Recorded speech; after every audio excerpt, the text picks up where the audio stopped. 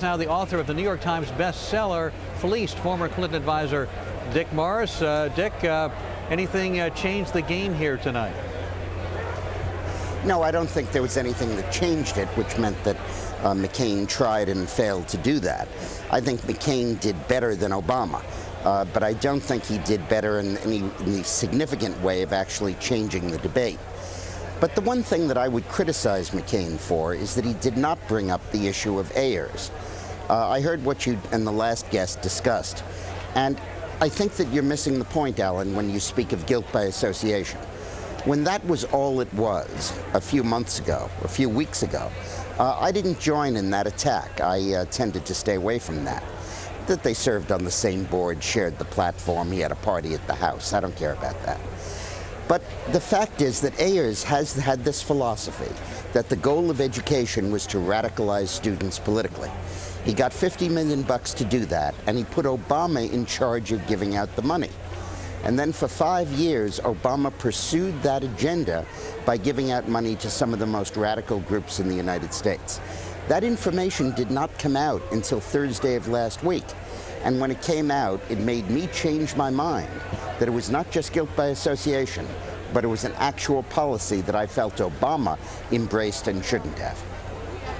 Dick, I've not heard exactly how students were allegedly radicalized. I have not heard what policy positions does Obama have that reflect the policies of Bill Ayers. What Bill Ayers believes that would inform an Obama presidency. That case has not been made, and so I don't think people are tuning into this. Let me point that out to you.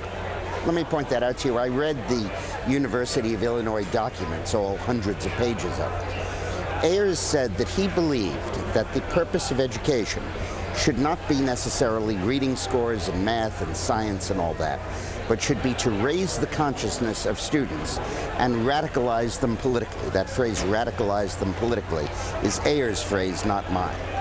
He put that on a grant application, and somehow he got $50 million for it.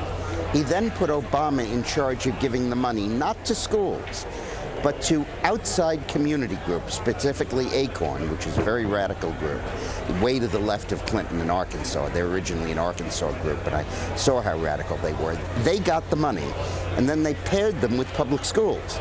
Now, you're talking about a guy who's going to be giving away $100 billion in federal education money. And I think it is and it cites that as his third priority. I think it is very relevant to the public debate whether he embraces William Ayers' view on education, not bombing the Capitol, not bombing the Pentagon, but believing that the goal of federal education dollars, or in this case charitable dollars, is to radicalize students politically. I don't think that's an appropriate basis for federal education policy. You know, it's very interesting Hey, that Robert Gibbs, we interview controversial people all the time, people that I vehemently disagree with, including him. But I want to look at the bigger picture, because I agree with you. I think this should have come up tonight, especially in light of the New York Times bringing the story up on Saturday. So my question to you is, when we look at the big picture, there's 20 years in Reverend Wright's church. We've got Father Flager, a long-term relationship. He goes to the Million Man March. He's the attorney for ACORN, and then we've got a guy that bombed the Pentagon, Capitol, New York City Police Headquarters, and we see the relationship's much deeper than originally planned. There's a history of radicalism. But I also forgot to mention this when Alan was interviewing me. In our last interview on Ayers, he pointed out that nobody was killed in the Capitol bombing or the Pentagon bombing. But in the Brinks robbery, 2 policemen were killed, and Boudin, Ayers' wife, went to prison in connection with those murders. Let me say this about the debate and Ayers.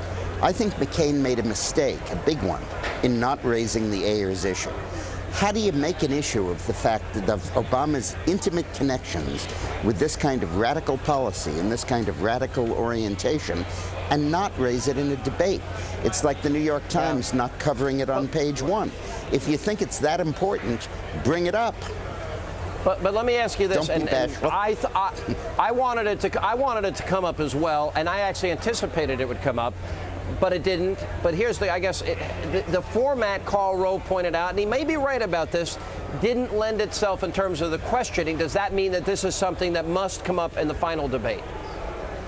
Well, for example, when Obama said one of my priorities is education, McCain's answer could have been education, and then he goes off on that whole thing. I think he could have really taken over the debate with that. By the